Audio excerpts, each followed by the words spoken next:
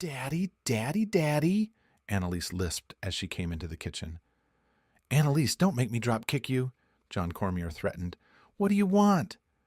8-year-old Annalise giggled, knowing her father would never in a million years actually drop kick her. But she didn't stop her playful manipulation. You know you're my favorite daddy, daddy, daddy in the whole wide world, Annalise continued, wrapping her arms around his middle from behind. And after I drop kick you, I'm going to fold you in half and stuff you in the back garden with all the weeds, John continued with his empty threats. Come on, sweetheart, what do you want? Can we invite my mommy and Mr. C and my sisters to the barbecue, please, pretty please? Annalise whined. Sweetheart, if you want them here, invite them. I don't have any problem with them coming, John told his daughter. Yes, Annalise whooped and scampered away before her father could change his mind. Daddy, Daddy, Daddy, Nina Sanborn lisped, coming up behind John. Nina, hate to break it to you, but that doesn't really work. John smiled at the beautiful 18-year-old blonde. Are you having breakfast with us? See, it does work, Nina giggled. Oh, whatever, John laughed, ladling batter into the cast-iron skillet. How do you want your eggs? Scrambled, both Nina and Annalise said simultaneously. Jinx! Annalise cried out. Now you can't say anything until someone says your name. Ha ha ha ha ha. John had cut the grass the previous afternoon. He had also cleaned the grill and marinated the brisket overnight. Now he piled wood chips into the bottom of the smoker, lit them, and arranged the coals in the charcoal grill. Mom wants to know what time, Annalise called out from the back door. 5 o'clock, John called back. Tell her to bring their bathing suits if they want to go swimming. She wants to know if she can bring anything, Annalise called out a minute later. April's attempt at potato salad had been pretty dismal. The half-raw and half-overcooked chunks of potatoes had no flavor. That had been bad enough, but John had found a long brown hair in the clumps of potatoes and mayonnaise. Her Waldorf salad wasn't much better. The apples had been old and mealy. Tell her we've got it covered, John called back. Mr. John, my daddy wants to know if he needs to bring his chocolate pie, Nina asked, appearing in the doorway. Tell him he better, Annalise said.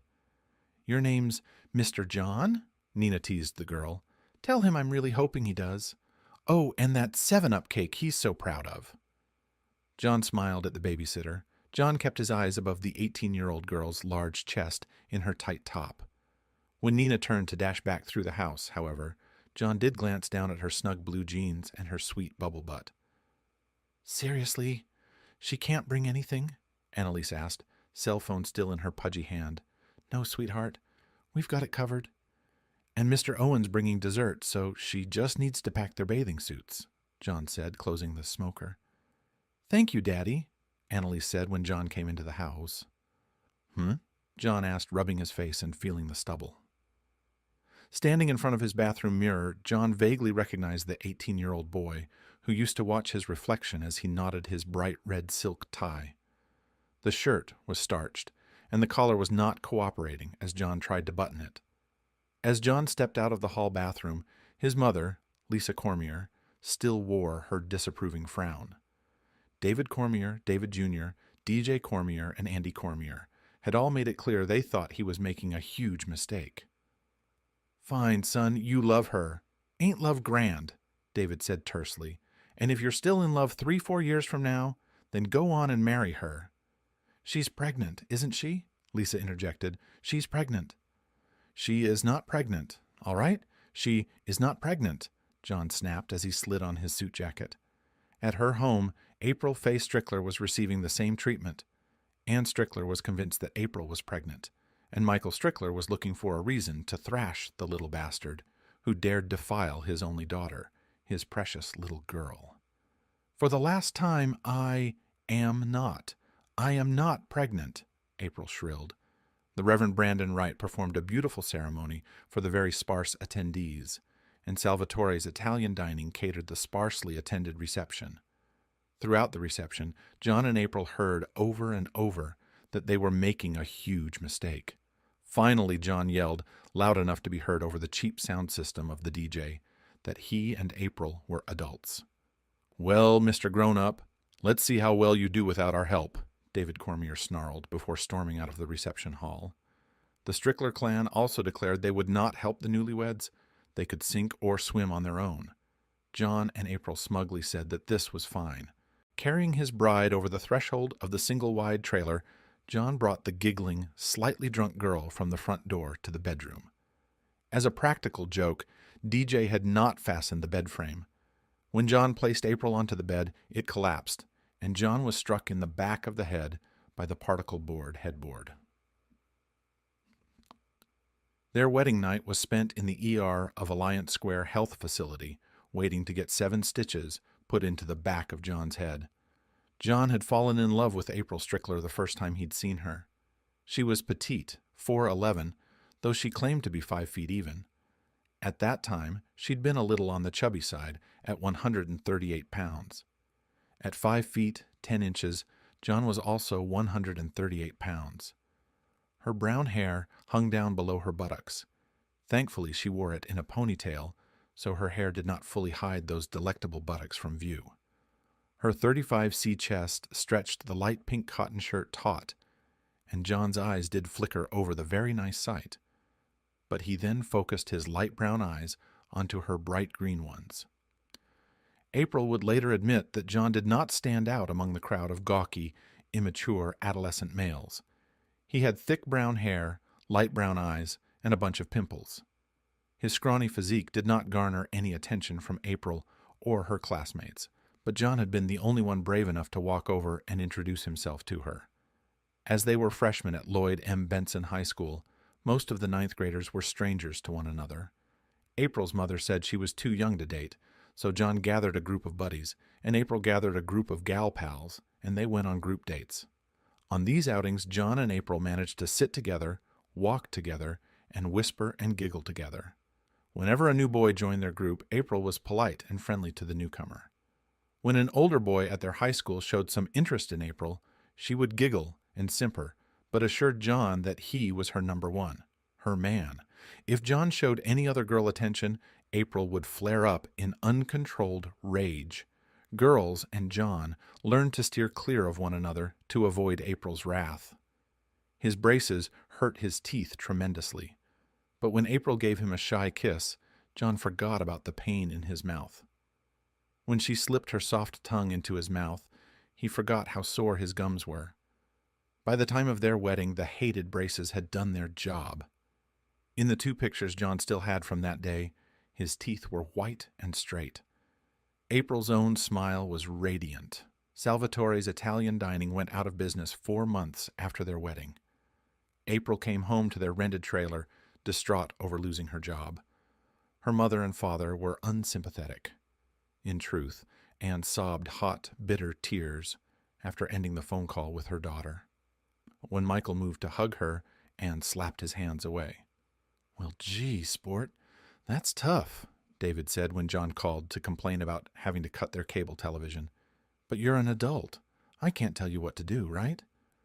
You're pregnant?" John asked, vacillating between rage and despair when April told him the good news 2 months after losing her job. "Well, grown up, what are you going to do now?" David asked John. John and April cut all expenses to the bone. John took to walking the 3 miles from their trailer to Alliance Square Health Facility.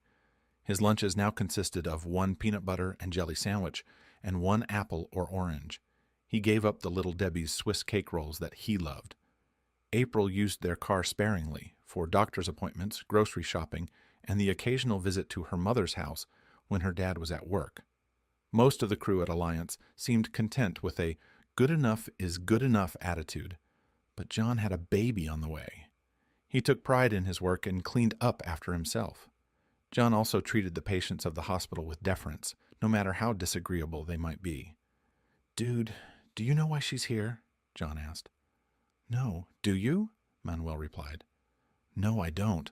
For all we know, she's in so much pain she can't even think," John pointed out. As April's belly grew, Anne and Lisa felt compassion for the new mommy-to-be. They helped with groceries. Mommies and babies needed nutrition. Lisa filled the car's tank with gas. Mommies needed to be able to get to the doctor's office. "Must be nice," John grumbled, as April happily told him about going to Bully's with her mother for a juicy hamburger. "Aw, damn! Holland's? For ice cream?" John whined when April mentioned her mother had taken her to Holland's for their hand-cranked double-double chocolate ice cream. "No grandchild of mine is sleeping in a nasty old crib," Lisa declared when April's cousin loaned them a crib that had definitely seen better days. John did not whine or complain about the new crib, the changing table, or the cute dresser his mother and father bought. He certainly did not complain about the 6 bags of groceries. There was a box of Little Debbie's Swiss cake rolls in the first bag. The insurance policy John had obtained through his employment covered a good portion of the bills, but the remaining expenses were bleeding him dry. And because she was pregnant and near her due date, there were very few employment opportunities for April. April's pregnancy made for a striking sight. With only basic TV and the cheapest phone plan, entertainment options were slim. One Sunday morning at 4:14, April woke John. He had just finished a late shift, dealing with a drunk driver crashing into a substation, had left them without power at Alliance Square Health Facility. "John, baby, I think the baby's coming," April gasped. "Wake me up when you're sure," John grumbled, already drifting back to sleep. "Ow!" John yelped as April grabbed a handful of hair. "I said I think the baby's coming," April screamed. "Got your attention now?" Annalise Louise Cormier was a beautiful baby, with a shock of brown hair and deep brown eyes. Fortunately, she took after the Stricklers in looks, avoiding the Cormier family's distinctive feature. Watching April breastfeed Annalise, named after her grandmother's, John felt a love he had never known before. Yet, he also faced fears he had never felt. What if he failed as a father? What if he couldn't provide for his family? What if something happened to April? "Louise?" Lisa asked as the 4 grandparents peered through the nursery window. "My mother's name," Michael Strickler replied. The stroller struggled with the gravel paths of the trailer park. John often ended up carrying both stroller and infant until they reached the smoother sidewalk, where he and April would take Annalise for walks through the neighborhood. To stay fit, John managed to acquire a few free weights from a friendly physical therapist at the hospital. April walked alongside him, swinging her hands back and forth as they strolled. An influenza outbreak swept through Oakleaf County, inundating Alliance Square Health with patients, including 3 out of the 6 maintenance workers. John, Clyde, and Manuel worked double shifts for 6 consecutive days. On the 7th day, John succumbed to the illness and was sent home. He isolated himself in the small 3rd bedroom to protect April and Annalise from getting sick. For 2.5 days, he slept straight through, enduring night sweats and teeth-chattering chills. On Sunday, he finally woke up, barely making it to the hall bathroom in time to relieve himself. After a lukewarm shower, John realized he was famished. He stumbled out of the bathroom, a threadbare towel looped around his waist. The trailer was eerily empty. The blue floral print sofa and the brown vinyl recliner were gone from the small living room. The 32-inch tube television no longer sat on the bookcase, which was also missing. The kitchenette set his cousin had sold to them at a discount was nowhere to be seen. Plates, cups, pots, and pans, all gone. John's cell phone was dead. He hadn't charged it since Thursday morning. Worse, there was no charger in sight. It had been in the missing nightstand. His clothes lay scattered on the floor of the empty bedroom. John quickly dressed and staggered outside. "Oh, no, bitch. Nuh-uh. That car? That car's mine," John snapped angrily. A neighbor with a similar cheap cell phone let John borrow a charger. He also offered John a bologna, an American cheese sandwich on stale white bread. John wasn't fond of bologna, disliked American cheese, and thought the bread should be toasted if it was stale, but he devoured the sandwich as if it were a T-bone steak. "Yeah, man, I had that flu shit going around too," the neighbor commiserated while John ate. April's phone went straight to voicemail. John left her a stern message, giving her 5 minutes to call back, or he'd involve the police in the theft of their furniture and car. 10 minutes later, with no response, John dialed the police. Cecil Blackham's smirk vanished when he arrived at the trailer park. John had him arrested. Cecil didn't have permission to drive John's car, and the fresh scratches in the paint added vandalism to the charges. Andrew J. Walker, an attorney and a friend of John's brother DJ, had shared a few college classes with John. Andrew successfully secured visitation rights for John and meticulously documented every instance where April obstructed John's attempts to see his daughter. Visitation with Annalise was John's top priority. He also sought the return of all furniture except for Annalise's crib, changing table, and his own bed. Nothing that April or her arrogant boyfriend Cecil Blackham had used was acceptable to him. Judge Glasspool attentively listened to both sides in the courtroom. He observed the self-satisfied April and her sneering boyfriend Cecil, then turned his gaze to the harried and distraught John. After reviewing all the case documents, Judge Glasspool asked April about the whereabouts of Annalise Louise Cormier at that moment. April defiantly refused to disclose where their infant daughter was. With April's parents present in the courtroom, it became clear that Annalise was not with her maternal grandparents. "For God's sake, April, tell them where she is," Anne implored as the bailiff escorted the no longer smirking April into custody. In the parking lot of Oakleaf County Courthouse, Cecil confronted John. Though younger and physically larger by 30 pounds and 5 inches, Cecil was a struggling insurance salesman, while John endured a demanding physical job. "Just can't stand it, can you? The better man took your lady away." Cecil sneered, his British accent adding a hint of absurdity to his taunt. Cecil landed the first punch, confirmed by John's attorney and in-laws. 3 punches later, Cecil lay sprawled on the grimy asphalt of the parking lot. "Feel better?" April screamed at John during the next court hearing. "Huh? Feel like a big man?" "I don't feel bad," John shrugged to his attorney. April fainted when Judge Glasspool awarded primary custody to John, citing April's behavior and that of her partner as pivotal factors in his decision. The judge was open to granting April visitation rights, provided Cecil Andrew Blackham was not present. But I'm the mom. The mom always gets full custody," April protested tearfully. "A responsible mom usually does," Judge Glasspool acknowledged. "But a responsible mom doesn't start a new relationship while still married. Move out taking everything, including furniture and kitchenware, leaving her flu-ridden husband without a word of her plans. A responsible mom doesn't deny the father access to his child or refuse to disclose the child's whereabouts to the court. Because you've shown this court that you're not acting responsibly, the decision favors the father." "How will I pay child support?" April screamed, shocked by Judge Glasspool's verdict. "Have you considered finding a job?" Judge Glasspool replied with a hint of irony. "Now that you have more free time, it might be a good opportunity." "Take pictures of everything," Andrew advised when John and April arranged for the return of John's furniture. The glasses and dishes lay shattered, their boxes clattering and clinking as Cecil callously tossed them onto the porch of John's rented trailer. The furniture bore deep slashes, and the tube television had been kicked in. "You're a goddamn adult, April," Michael snarled as he wrote out a check for John Cormier. "For God's sake, start acting like one." "And keep that English piece of shit away from me," Michael added, slapping the check into April's hand. "Why, April? You had a good man. We never wanted you two to get married," Anne sniffled.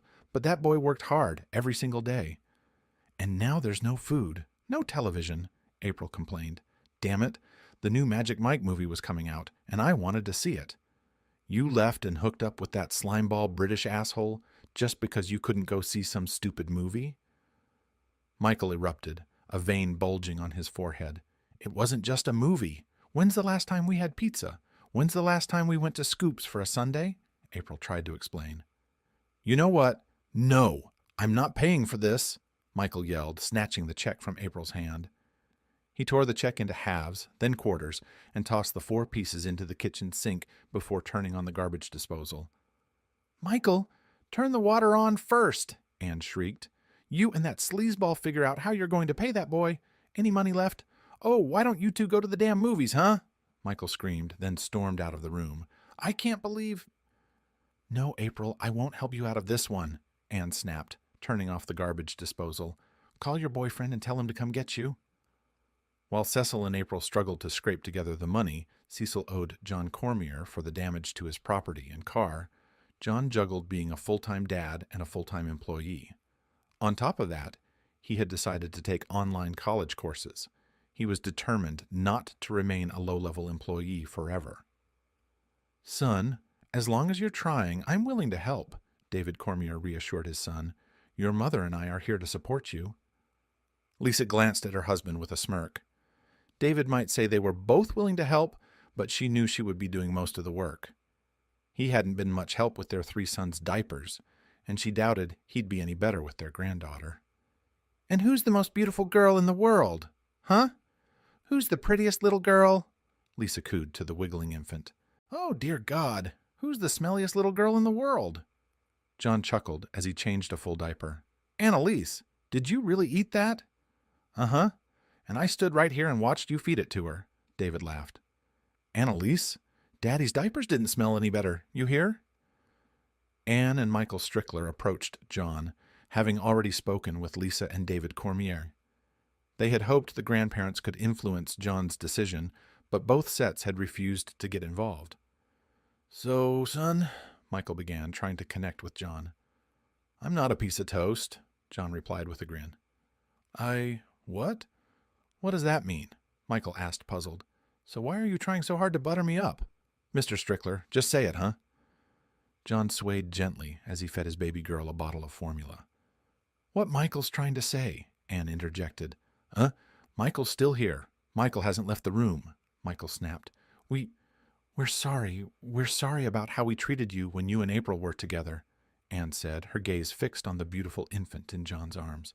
"And we'd really like to be a part of our granddaughter's life," Michael pleaded. I'd like for you to be a part of her life too," John admitted, setting aside any lingering hurt feelings or animosity. "She's already quite a handful, and she's not even crawling yet." So Lisa and Anne worked out a schedule. They began texting John every morning at 5:30, reminding the young father which set of grandparents was supposed to watch their grandchild that day.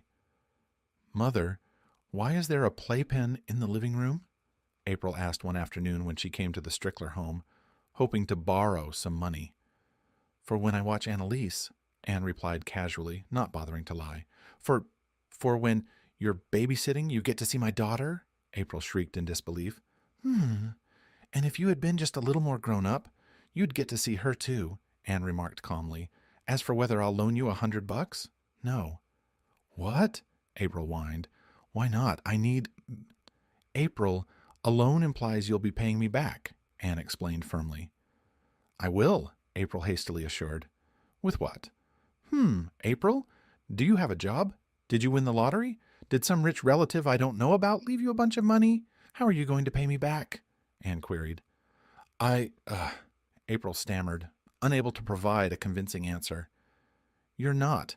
You're just hoping I'll give you $100 and forget about it," Anne stated bluntly. "No, tell your boyfriend, Mr. Wonderful, he can take you to the movies all the time to get you some money." "Oh, you're here," Michael said, entering the home after a long day's work at Judge Roberts Airport. "Hi, sweetheart. How was your day?" "It was good. Oh, that Annalise, I swear. She's grown a foot since the last time we saw her," Anne laughed. "Oh, no. She's got 3 feet now?" Michael teased, and Anne giggled, playfully slapping him on the buttocks. "You know what I mean, silly," Anne said affectionately. "But seriously, she is growing like a weed and—" April sobbed, letting hot tears of self-pity flow as she departed from her parents' home. Cecil responded promptly to April's text, but he couldn't come get her right away. He was on the verge of closing a sale that would help them catch up on their bills. "I'm going to need to," April murmured to herself, contemplating how she would break the news to Cecil that she was pregnant. Revealing her pregnancy slowed down the progress of her divorce from John. Judge Glasspool hesitated to grant John the divorce while April was expecting. "Mr. Cormier, if the child should prove to be yours, we would then need to reconsider the previous custody ruling," the judge stated solemnly. "Her doctor hasn't cleared her for interesting time in bed yet. The baby isn't mine," John assured his attorney, Andrew. "Are you in any rush to get divorced? Is there a second Mrs. Cormier on the horizon?" Andrew asked. "No, when would I have time?" John replied. Believe it or not, people make time. Andrew smiled knowingly. John had removed April from his insurance, and Cecil claimed he couldn't add April to his insurance because they weren't married. Agatha Ann Blackham was born at Collier Hospital, the charity hospital in Low Ridge, Texas. John had been relieved when Annalise was born healthy, and he was glad April had come through the difficult birth well. If John felt any disappointment that their child was a daughter and not a son, he kept it to himself, shielding April and her parents from any such sentiments. After learning he had a daughter, Cecil attempted to lighten the mood with a quip, but April was deeply hurt. After a brief moment, Cecil brusquely told her to get a stiff upper lip before leaving the ward. Seeking to bring some harmony, John extended an invitation to April, Cecil, and their newborn daughter to Annalise's first birthday party. Still resentful over his debts to John, Cecil refused to attend and forbade April from going to John's parents' home for the celebration. "I'm very disappointed in you," Anne expressed when she called April that evening after the party.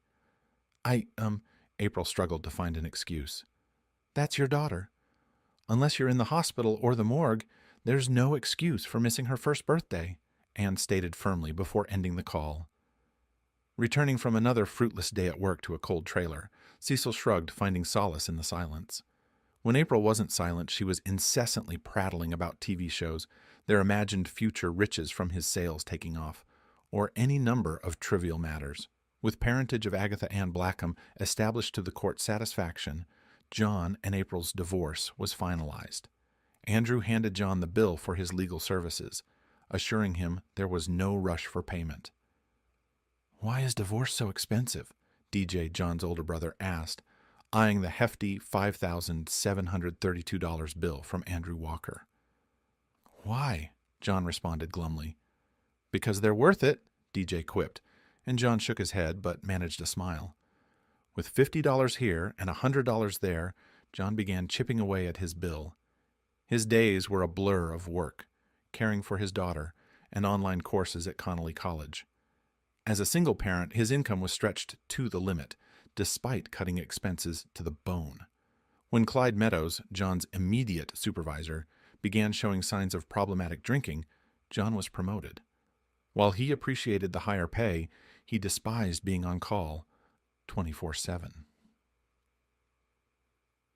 Lisa and David grew used to late-night calls about emergencies at Alliance Square, with John often bringing Annalise along. Anne and Michael adjusted to delayed pickups when something demanded John's attention. Yet, he continued to soldier on. Against Cecil's wishes, April attended Annalise's second birthday. She defied him, calling her mother, Anne, who drove April and Agatha to the Cormiers' home. During the celebration, John displayed not only civility, but friendliness towards April. He even lavished attention on Agatha, complimenting April on her daughter's appearance. By Annalise's third birthday, Cecil begrudgingly accompanied April to the party. He sat stolidly in a chair, rejecting any offers of food or drink from John, Lisa, or David. Anne and Michael ignored Cecil's presence as they focused on celebrating with Annalise, while April immersed herself in her eldest child's special day. "I cannot believe how insufferable those people were," Cecil snapped as they drove away from the Cormier home. April said nothing, adjusting uncomfortably in her seat. Her 7-month pregnant belly made wearing a seatbelt cumbersome, but she feared potential harm if she didn't wear the confining device. All false cheer and, "Would you like anything to drink?" Cecil continued his harangue. "Cecil, what were they supposed to say? Ignore you?" April asked. "We need to hurry. I'm about to pee on myself." Evelyn Ann Blackham was born at Alliance Square Health Facility. April and Cecil were married, so Cecil had no excuse to prevent putting April on his insurance. Again, Cecil made little effort to disguise his disappointment at having another daughter. He left the hospital without acknowledging April's parents. Anne found this rude, but Michael smirked in triumph. "No, April, I already gave you away once," Michael said when April asked him to give her away at her wedding to Cecil. "Your father's right. We already attended one wedding. Why do we need to go to another?" Anne asked. "Fine then. We'll just elope to Vegas," Cecil said happily, when April tearfully relayed her parents' reaction to their engagement and upcoming wedding. Grudgingly, Anne agreed to watch Agatha for the 4-day weekend. She patted April's slight tummy and reminded her daughter that mommies didn't need to drink. Cecil had been overjoyed when they landed in Las Vegas. His smile broadened as the king of rock and roll pronounced them husband and wife. He remained happy as he settled at a blackjack table. However, Cecil's happiness quickly faded when the dealer wiped the smile off his face. April further angered Cecil by refusing to pawn her wedding and engagement rings. She shrugged indifferently when Cecil angrily threatened to pawn his father's Rolex watch instead, since her rings meant so much to her. Now, in a semi-private room, April tried to put on a happy face as her mother and daughter fussed over the newborn child. Agatha said "Baba" as she looked at the wrinkled bundle in her mother's arms. "Yes, that's your baby sister," Anne encouraged the delighted child. "Say, hi, baby sister. Hi, Evelyn." April was taken aback when John, Lisa, and David brought Annalise to see her new sister. Unable to hide her tears, April was deeply touched when John warmly remarked that the new baby was a beautiful addition to their happy family. "Oh, but Cecil can take you to the movies," Michael sniped. "Damn it, Dad!" April screamed, hot tears of rage spilling from her eyes. "Michael, really?" Anne shook her head. "John, how did you know we were here?" "My office is just 2 floors down," John reminded his ex-mother-in-law. "And Miss Bridget is a terrible gossip." "Oh, hi, Miss Bridget. How are you doing?" "John Cormier, you're a terrible man, and I don't care that you fixed that coffee machine," the middle-aged nurse teased. "Now, I don't know who's shouting, but this is a hospital. Please keep it down." "Daddy! Daddy! Daddy!" Annalise's voice interrupted John's thoughts. "What is it, sweetheart?"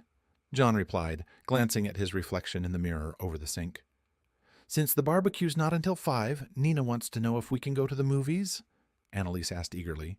"Mrs. Simpson down the street is paying me to take Noreen and Nicholas. The movie lets out at 4:10. We'll be back long before the party," Nina added, peeking into the bathroom. Instinctively, John sucked in his slight paunch that was beginning to form. Turning from the mirror, he caught Nina's eyes scanning his bare torso and abdomen. "Yeah, let's see," John said, pulling his money clip from his pocket. "Thanks, Mr. John," Nina said with a smile as John handed her a 20 for Annalise's ticket. "Nina, you turned 18 when?" John asked, passing Annalise $10 for popcorn and soda. "A couple of months ago, on April 10th, Nina reminded him. "Remember? You came to my party." "Uh-huh. Well, now that you're 18, I guess it's okay if you call me John," John replied. "Oh, okay, John," Nina giggled, blushing as she hid a few pimples on her pretty face. "See you, John," Annalise said cheerfully.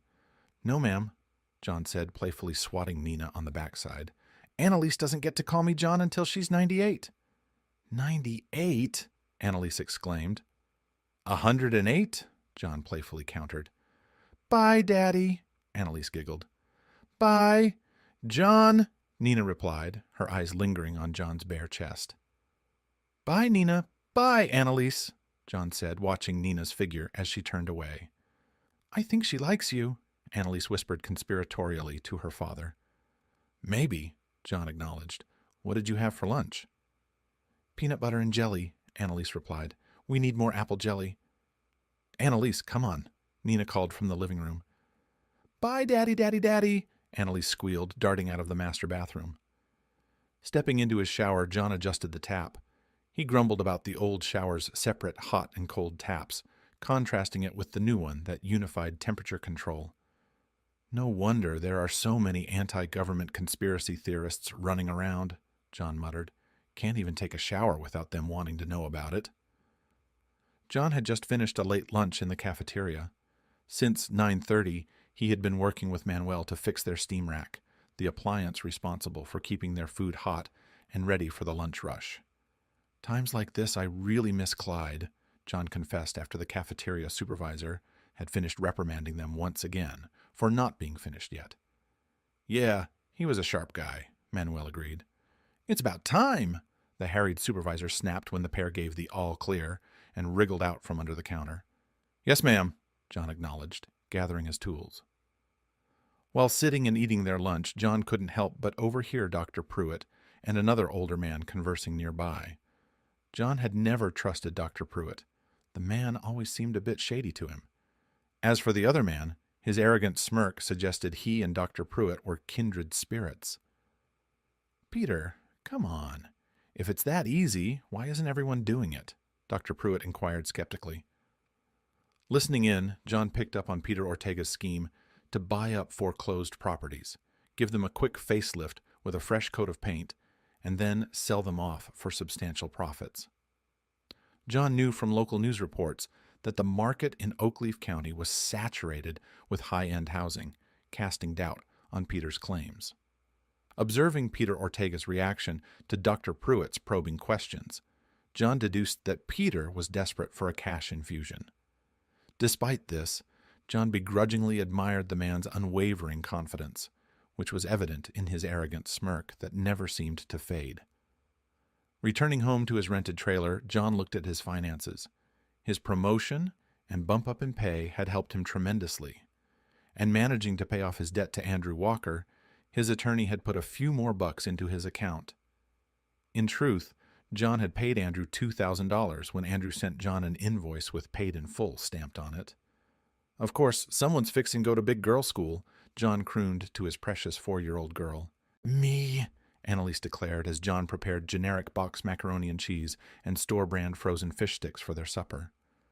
"And damn, but I just don't like Sam Houston Elementary," John thought as he plopped Annalise into her booster seat for her supper. A second-grade teacher had died, drug overdose, right in front of her terrified students. The 5th-grade history teacher was arrested for inappropriately touching some of the boys. "What? Is there an appropriate way to touch a 10-year-old boy?" John asked as he sipped his beer. But, living in the area they lived in, John had no options, unless he wanted to pay the exorbitant fees St. Richard's Catholic School charged. "Daddy, Daddy, Daddy, I made a happy plate," Annalise declared a few moments later. "Oh? Guess you think you deserve a cookie for that, huh?" John teased, even as he reached for the bargain brand, creme-filled sandwich cookies. "You work at Alliance Square Hospital," a man said when John showed up on the courthouse steps on the first Tuesday of the month. "Yes, sir," John smiled, a little nervous at the man's enthusiasm. "Man, my mom's alive because of y'all guys," the man declared. Sir, I'm just in the maintenance department," John said. "I didn't have anything to do with your mom." "Uh-huh. Bullshit, too," the man smiled, pumping John's hand. "Maintenance? Make sure them lights are working. Make sure them doors open wide when the ambulance comes racing in.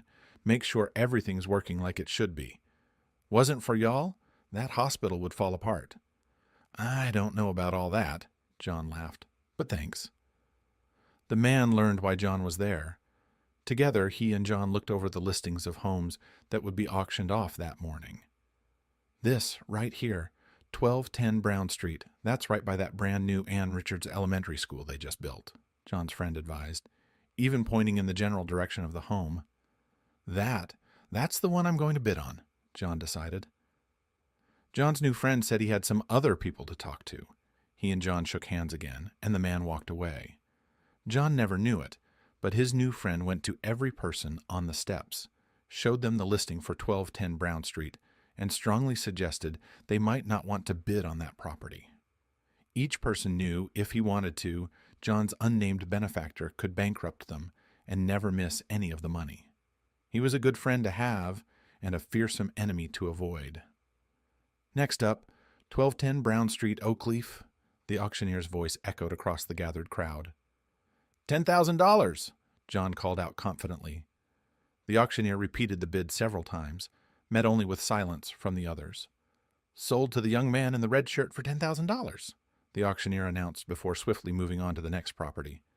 David, DJ, Andy Cormier, and Michael Strickler soon arrived at 1210 Brown Street. As they surveyed the property, it became evident that John, with his expertise from work, was adept at managing the project and giving instructions. "Damn, my kid really messed up running off with that English bloke," Michael grumbled as they relaxed on the weathered back deck, enjoying ham and cheese sandwiches with ice-cold Gratchley's beers. "Yeah, well," John trailed off, not wanting to acknowledge that he still missed April, her warmth beside him in their small bed, the scent of her floral shampoo, even the sound of her soft snores. "Daddy, Daddy, when will my room be ready?" Annalise's voice interrupted, announcing Grams's arrival onto the deck. "You all are supposed to be working, not sitting around drinking beer," Lisa teased, joining them. 168 hours, John replied to his daughter. "Aw, Daddy, that's forever," Annalise protested. Okay, how about 10,080 minutes?" John proposed with a smile. "Daddy, that's even longer." Annalise groaned, causing everyone to laugh. 604,800 seconds, John playfully countered. "Daddy!" Annalise stamped her foot in irritation. "That's too much." "Sweetheart, it's just 1 week," David reassured her with a smile. "By next Saturday, your new big girl room will be all ready." "Gramps, you're not fibbing, right?" Annalise demanded. "Oh, she's got your number," Lisa chuckled, teasingly tousling David's hair. Cautioning Annalise not to touch the still wet walls, John led her into her new room. She was thrilled to see the walls being painted in the pearl pink color she had chosen herself. The sandy beige carpet complemented the pink walls perfectly, along with the honey blonde wood trim. "Yeah, too bad there won't be any room for a bed," DJ teased. "You'll just have to sleep on the floor." "Uncle DJ, that's not funny," Annalise declared, standing proudly in the middle of her room. "My bed is going to be right here, and you can't come in here either." Nina, Owen, and Lisa Sanborn introduced themselves. They lived across the street, 2 houses down. Owen was a large man, 6 feet 3 inches tall and nearly 300 pounds. Lisa Sanborn, his wife, was petite, with long blonde hair and a wide, happy smile. Nina, at 14 years old, was already an experienced babysitter. "Nina, my mom's name is Lisa too." John smiled at the plump young blonde, and she giggled. "Who's Lisa too?" Lisa asked, entering the living room from her task of cleaning the hall bathroom. "Mom, this is Nina," John introduced them, "and her parents, Owen and Lisa Sanborn. Nina was just telling me she's a top-notch babysitter." Nina's cheeks flushed with embarrassment, her acne partially concealed beneath the blush. Owen and Lisa smiled warmly as Annalise was introduced to the teenager and her parents. "How late do you get to stay up?" Annalise demanded of the 14-year-old. 9:30, Nina replied, causing Annalise's eyes to widen. Daddy, Annalise began. "No, no, and no," John interjected firmly. "When you're all grown up, like Miss Nina, then maybe." Lisa, Owen, and Nina toured the house, nodding approvingly as they noticed John had replaced the old maroon carpeting that once adorned the living room and hallway. "Actually, I think Stacy, the previous owner, called it magenta," Lisa remarked. "She called it magenta. We called it ugly," Owen quipped. "Annalise, your room looks beautiful," Nina complimented. "I picked out that color," Annalise boasted proudly. Nina proved to be an excellent babysitter. John called on her a few nights a month, especially when he had work commitments. Returning home, he often found Annalise fast asleep in bed, while Nina diligently worked on her homework at the kitchen table. After paying her, John would text Owen that Nina was on her way home. From his doorway, John would watch the stout blonde girl walk to the end of the driveway, checking both ways before crossing the street.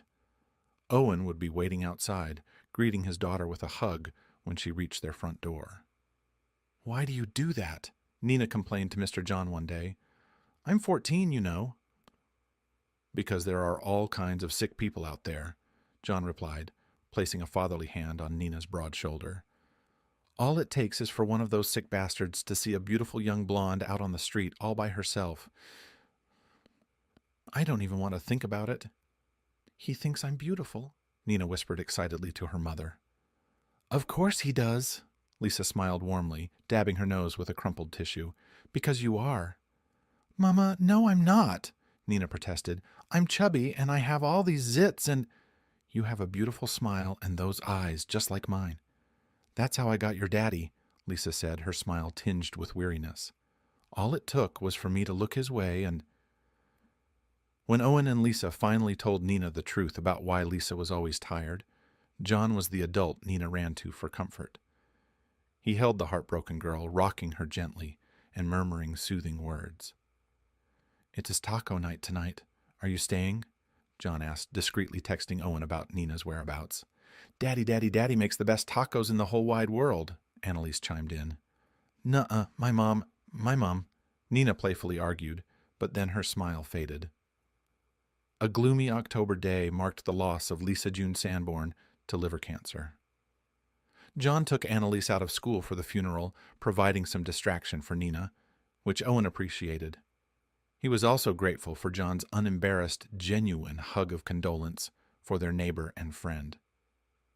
Daddy, we back! Annalise's voice cut into John's memories again. Kitchen, John called out. Just finishing up the potato salad? Anything I can do, John? Nina asked, coming into the kitchen. John had not noticed earlier, but Nina's top emphasized her large chest. Her 32D breasts were threatening to spill out of the scoop neckline of her blouse, and the cleavage on display was magnificent. It was so cold in there. I about froze to death, Annalise complained. John looked at Nina's chest again.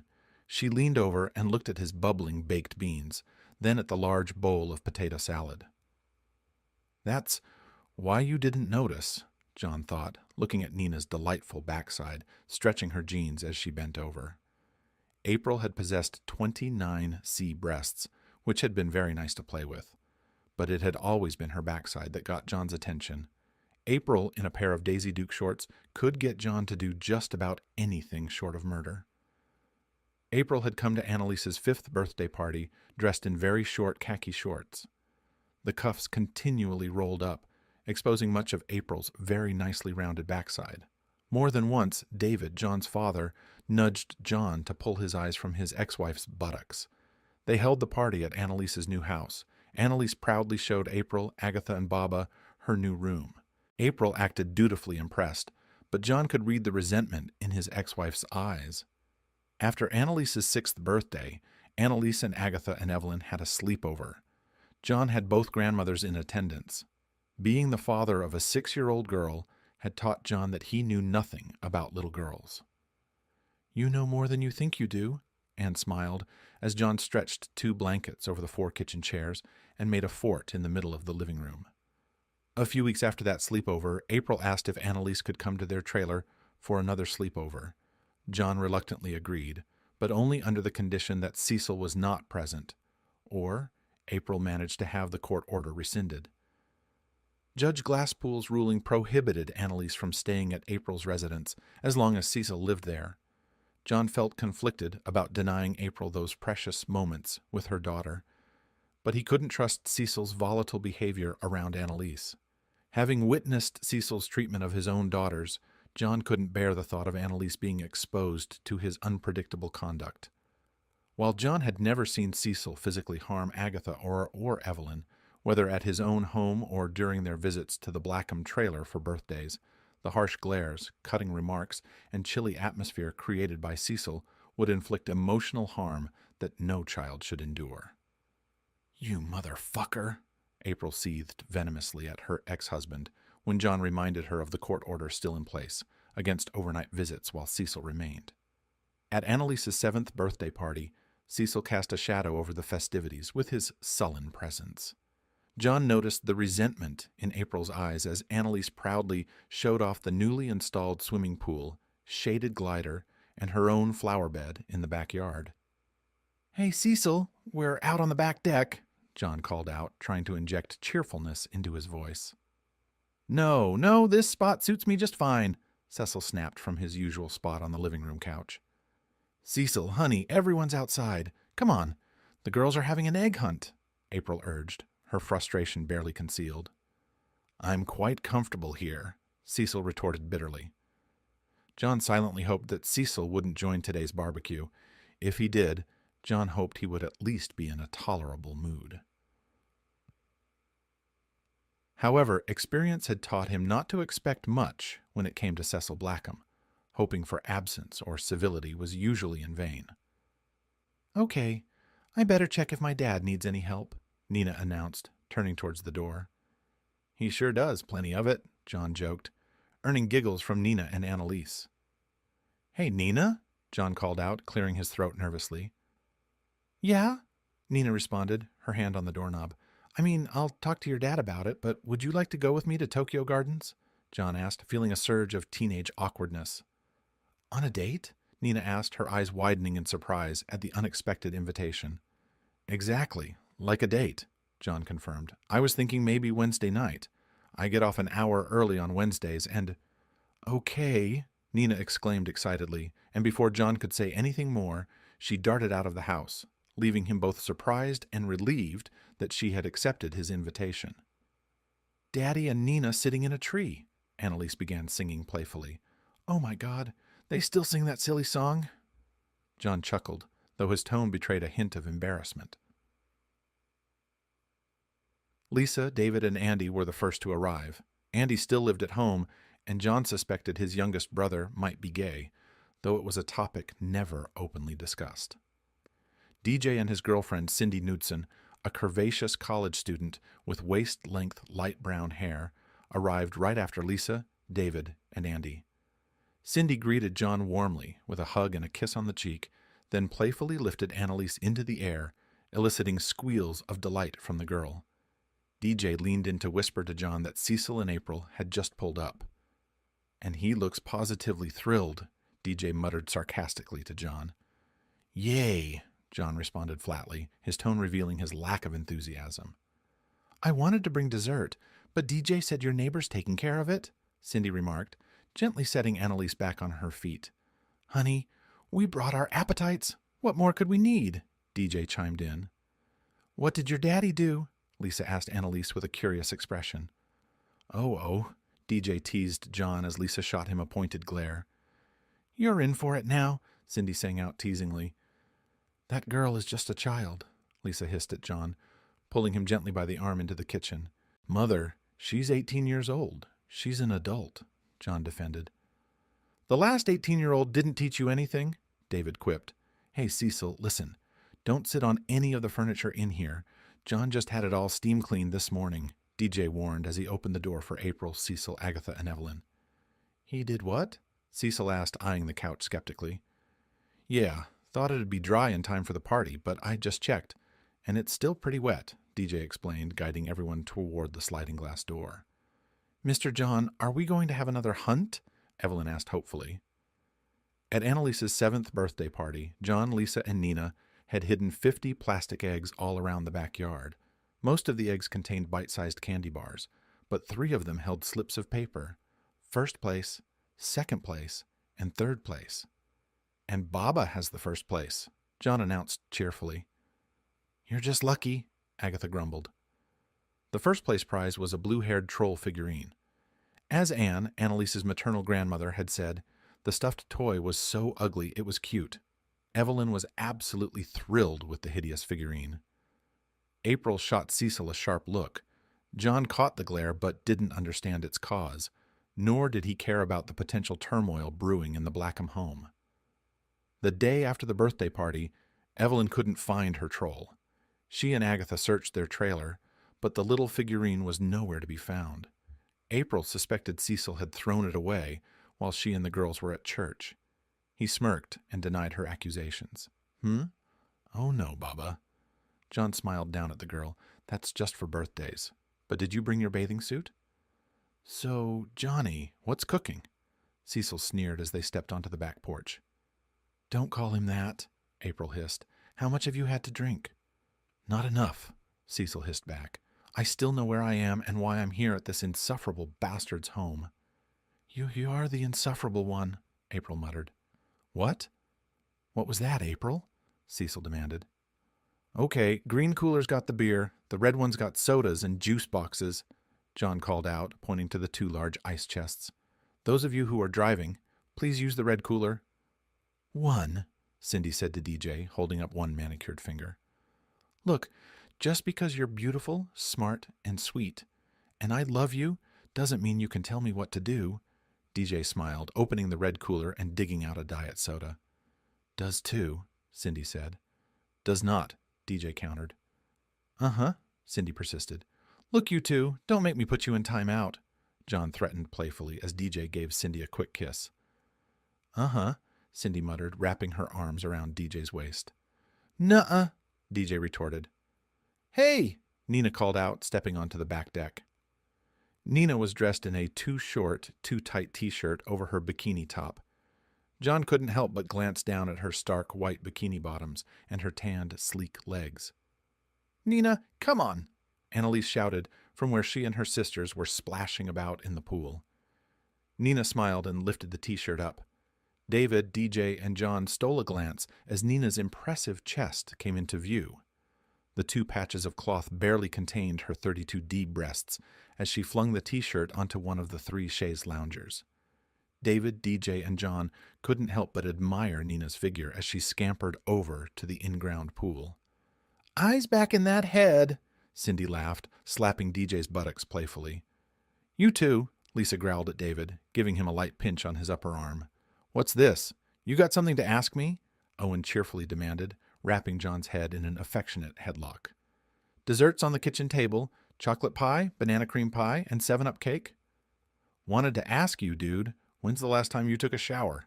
John said, squirming in Owen's friendly grip. "Really? That's what you wanted to ask me?" Owen laughed, releasing John. "Beers in which one?" "Green one," John answered, lighting the coals in the grill. "Dad, can you check on the brisket?" "Looks like James Bond's here," Owen muttered, nodding toward Cecil, who sat on the shaded glider, guzzling his second barley Turling's beer. Spreading cheer and joy wherever he goes," John quipped. "Seriously, if you want to take Nina out, I'm all right with it," Owen said, popping the top of a can of St. Elizabeth lager. "Brisket's about 10, maybe 15 minutes away from being perfect," David announced. John watched April pull her legs from the pool, where she had been watching the girls, and walk over to where a sullen Cecil sat, slowly rocking back and forth on the glider. The moment April's buttocks touched the padded bench, Cecil hefted himself up and marched to the green cooler. "Marco!" Nina called out. "Polo!" Agatha, Evelyn, and Annalise responded cheerfully. April approached the back deck, catching John's attention as he kept an eye on the girls in the pool. "John, Agatha's birthday's just a couple of weeks away," April said. "She'll be 7, John agreed. "God, they're just growing like weeds, aren't they? And right after that, Annalise will be 8. "And listen, we'd really like to have a sleepover," April started. "Not at Mama's house," April clarified, ignoring John's question about her father's health. "Yeah, April, how is Michael doing?" David asked, pursing his lips as Cecil carelessly dropped the bottle top from his barley Turlings onto the lawn on his way back to his perch on the glider. "The stroke was really bad," April admitted quietly. "That's why Mom doesn't want to do a sleepover at her house." "Oh, want to have it here? They can have a swimming party and—" John suggested, trying to diffuse the tension. "God damn it! She wants to do it at her house, our house, where we live," April exploded. "Just can't stand it, eh, Johnny? The better man took your woman?" Cecil sneered as he returned to the deck. "Hey, better man, pick up your bottle top, huh?" David interjected, pointing to Cecil's discarded bottle cap. "Hey, Johnny boy," Cecil taunted further. "Dad, check on the brisket, okay?" John redirected, hoping to change the subject. "April, I'm sorry, but—" A squeal from the pool interrupted, drawing everyone's attention as Nina successfully tagged one of the girls. John began grilling some hamburgers while keeping an eye on the kids. "Nina likes the burnt edges of the brisket," John commented as David transferred the brisket to a platter. "So, because your wife left you for a real man," Cecil continued his drunken taunts. "Cecil, be quiet," April snapped. "You are not helping." "What? Sooner or later he's just going to have to come to terms," Cecil retorted at April. "Marco," Agatha called out. "Polo," Annalise, Nina, and Evelyn responded enthusiastically. You're not going to—" Cindy started, looking at John with concern as Cecil persisted with his taunts. "Hey, girls, who wants hot dogs? Who wants hamburgers?" John called out cheerfully. "I want a hot dog," Evelyn exclaimed, then squealed when Agatha tagged her.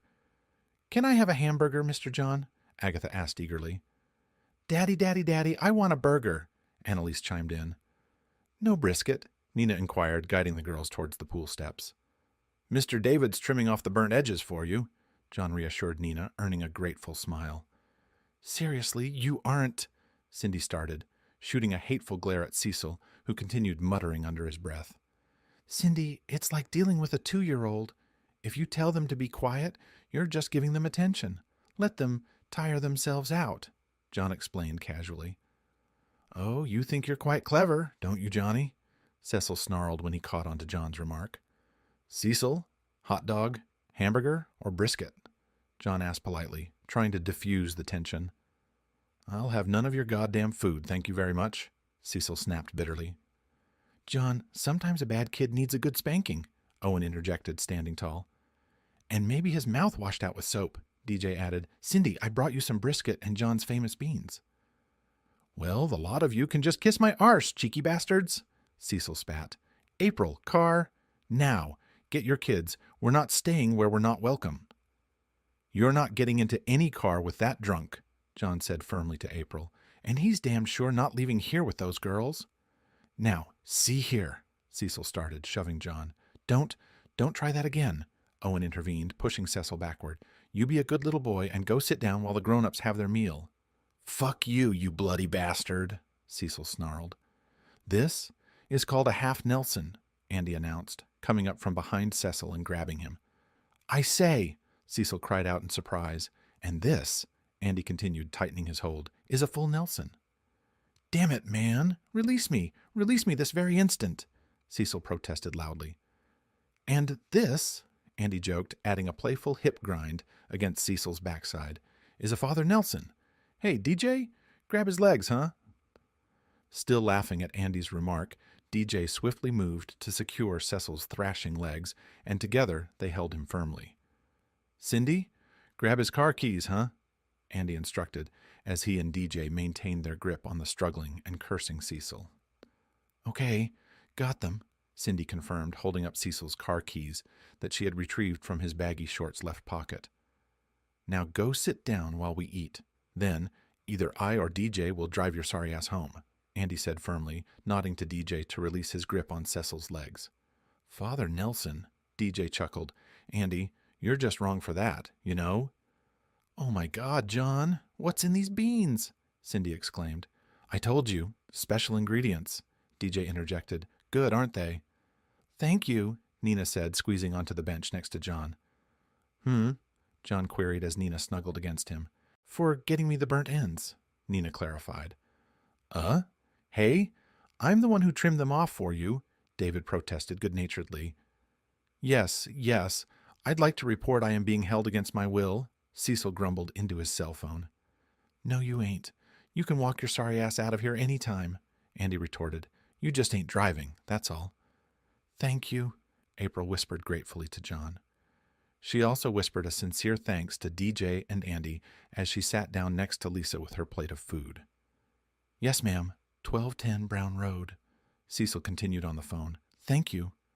He's going to regret this, DJ whispered to John. I know I am, John shrugged. Nina smiled as John's arm dropped around her waist and she snuggled closer, only shifting slightly, when Owen gave a slight throat clearing. Nina and Daddy, sitting in a tree, Annalise's voice rang out playfully. Annalise in her room, punished for 100 years, John playfully sang out, earning giggles from Annalise. Daddy, you wouldn't dare, Annalise retorted. I haven't done anything wrong. Ain't a word, David interjected. Oh, let me, DJ eagerly volunteered when a loud knock echoed at the front door. No, let me, Andy insisted. That would be for me, Cecil smirked, striding confidently toward the sliding glass door. Yes, it would be for you, John agreed, following DJ and Andy into the house. Yes, officer, thank you for coming, Cecil greeted smugly as an Oakleaf police officer stood on the porch. I was manhandled by these two, and they removed my car keys without my consent. I might add, and... Sir, have you been drinking? The police officer interrupted, his expression stern. I might have had one or two, but I assure you I'm in full control of my faculties, Cecil snapped back. Now, about these two... Sir, step out onto the porch, the police officer ordered. Cecil didn't help his case, stumbling slightly as he transitioned from the plush living room carpet to the wooden porch slats. John, DJ, Andy, and April watched as a field sobriety test was administered. Cecil grumbled, but wisely kept silent, when he was eventually escorted to the back seat of the police cruiser. "Okay, now, your side of the story?" the officer asked John, acknowledging him as the homeowner. "He was already pretty buzzed when he got here, grabbed himself a beer, and hadn't stopped drinking. They got here about 5, John explained. "So, about how many beers is that?" the officer inquired, checking his watch. "About 3 of them, I think. These are the 16-ounce barley turlings," John replied. "So, 48 ounces in, an hour and a half," the policeman interjected. "Yes, sir. And when he said he was leaving and told his wife and his 2 daughters to get in the car, well, we weren't about to let that happen," Andy chimed in. "We told him he was free to leave, but he wasn't driving," DJ added. "So, how long were you planning to hold him here?" the policeman questioned. "Until we finished eating. Then either I or my brother here was going to drive them home. That's their minivan over there." Andy pointed towards the Dodge Caravan, parked on the curb. "Sir, you're damned lucky they stopped you," the officer said firmly, opening the rear door of the cruiser. "Now, you let one of them drive you and your family home, and do not get behind the wheel of that car until you've sobered up. Hear me?" "My wife is perfectly capable of driving us home," Cecil snapped. "Your wife and your daughters have had enough," April retorted sharply, stuffing the car keys into her bottomless purse. "You can walk home for all I care, but we're not coming with you." "I haven't had anything to drink. I've been manning the grill," John interjected. "I'll give him a ride home." John stepped out onto the back deck and bid his guests farewell in case they left before he returned. Annalise and Nina reminded him not to forget about dessert. They weren't planning on leaving any time soon. Nina blushed slightly, and Owen raised an eyebrow when John leaned over and gave Nina a quick kiss on her cheek. She grinned back at John and chuckled when Annalise resumed singing her playful song. John shook his head fondly as Agatha and Evelyn joined in the singing. "Thank you," April said to John, her glare softening towards a slightly chastened Cecil. John replied as he unlocked his sedan. The first few moments of the drive were filled with tense silence. Cecil finally spoke up when John turned onto Manning Road instead of continuing straight on Roberts Drive. "It's a shortcut. Comes up behind the high school," John explained casually. "I suppose you're quite proud of yourself," Cecil snarled as they slowed for a red light. John asked, wincing as the car next to them boomed and thudded. "Yes, believe you've finally shown me up in front of my wife and children," Cecil snapped. "Cecil, I don't give a damn about any of that. Jesus Christ, turn that crap off, you punk-ass dickhead," John snapped, then yelled at the smirking kid in the car next to theirs. Yes, must truly stick in your craw, losing your beautiful wife to a better man," Cecil said as the light turned green. John replied, then sighed in relief as the booming car pulled off the road into a gas station. "So, nothing to say, Johnny boy?" Cecil taunted as John pulled to a stop in front of Cecil's trailer. "Oh, no, I believe you've said it all," John smiled. "But look around, Cece boy," John said as Cecil opened the car door. "The better man is going into a trailer, alone. Oh, shit. Hope you have a spare key to the trailer. Your loving wife has the keys. So, better man, have a good night there."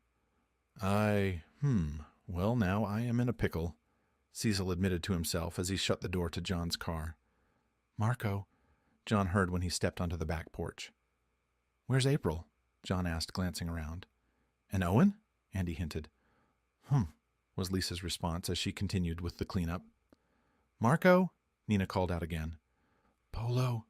Annalise, Evelyn, and Agatha called out in response. "Minute y'all left, 2 of them were making goo-goo eyes at each other," David whispered as he scraped the grill clean.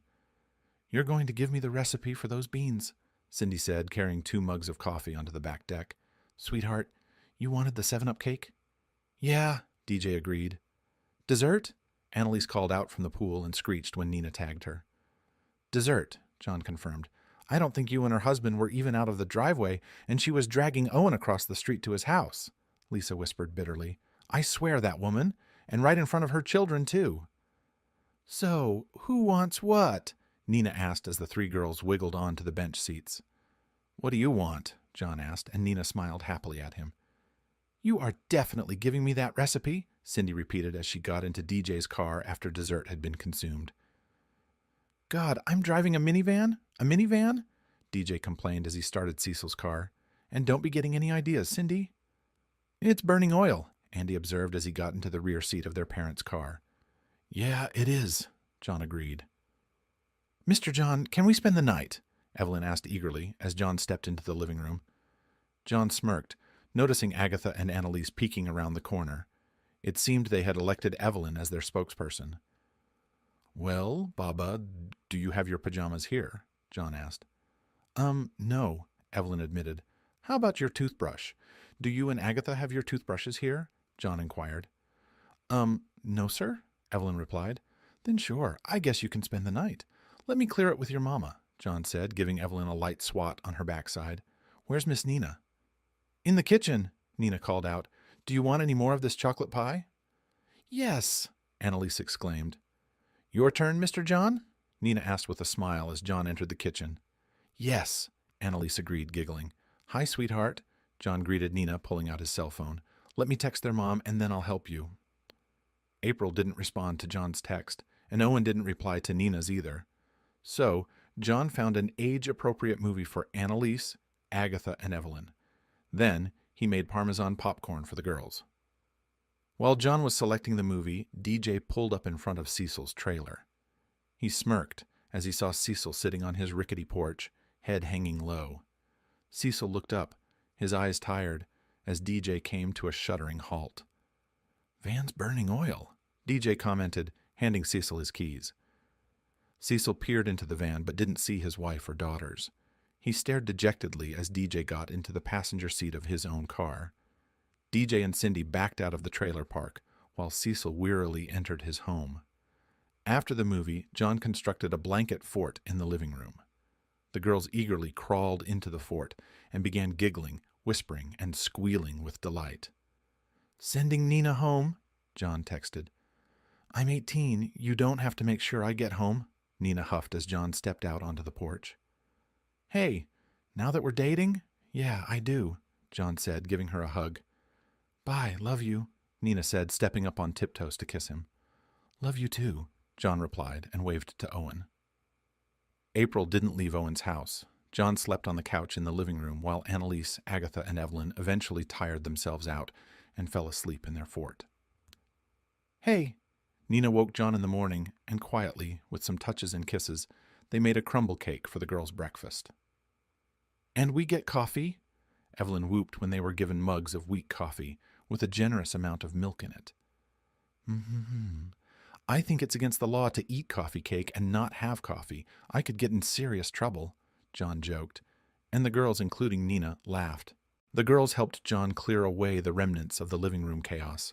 They locked themselves in Annalise's room to play board games.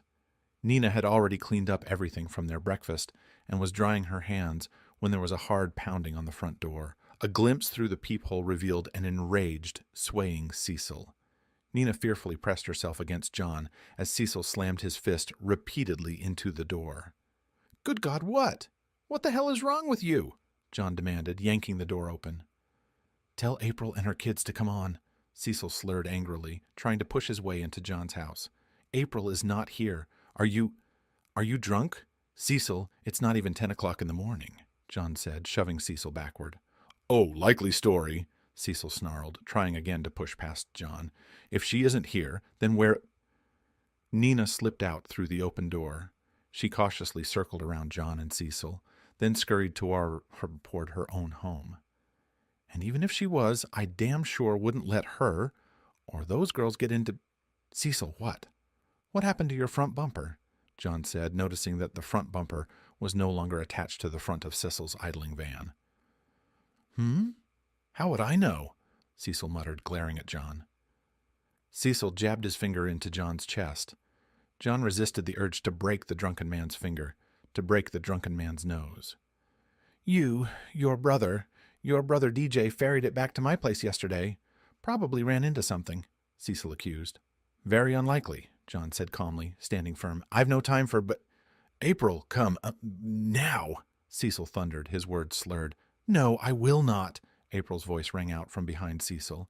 Oh, quite clever. Quite clever indeed. Cecil whirled around, glaring at April with drunken intensity. You are drunk, April stated firmly, her voice tinged with exasperation. Now come on, get your brats. We're leaving, Cecil demanded, gripping April's upper arm tightly. I am not, April began to protest, attempting to pull her arm away. Cecil, let go of me. You're hurting me. At that moment, a police cruiser screeched to a halt just behind Cecil's minivan. Cecil turned and shot a hateful glare at John, releasing April's arm in the process, causing her to stagger to the ground. Really? You called the police? Cecil snarled, taking a wild swing at John. John deftly dodged the swing, stepping back as the police officer swiftly exited the cruiser and hurried towards them. Sir, stop! The police officer commanded, intervening between Cecil and John. Morning, officer. Fancy meeting you again. John smirked, recognizing the officer from the previous evening's incident. The mystery of the missing bumper was swiftly solved. Cecil had lost it when he rear-ended a pickup truck on Whiting Road. Cecil failed the field sobriety test, and this time the officer placed handcuffs on him and escorted him unceremoniously to the waiting police cruiser. Girls are in Annalise's room, John informed April. Mind watching them a bit longer? April requested, her gaze shifting towards Owen's front door. Sure thing, John nodded. There's a couple of burgers left. I can whip up some lunch for them. Thanks. Oh, hey, your lawyer, what was his name? April inquired. Andrew Walker.